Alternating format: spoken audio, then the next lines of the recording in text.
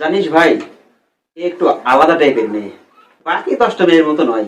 ওরা তো আমাকে খুব সহজেই বুঝে গিয়েছিল যে আমি কে। এ একটু ইনোসেন্ট টাইপের বোকাশোকা মেয়ে। এ অন্তত বুঝতে পারবে না যে আমি কে। আমার এখনো মনে আছে, এ যখন আমাকে প্রথম বলেছিল যে এটাই নাকি ওর প্রথম প্রেম, তখন আমি ওকে বলেছিলাম এটা আমার 11 নম্বর প্রথম প্রেম। জানিস, অনেক দূর পর্যন্ত ভেবে নিয়েছি।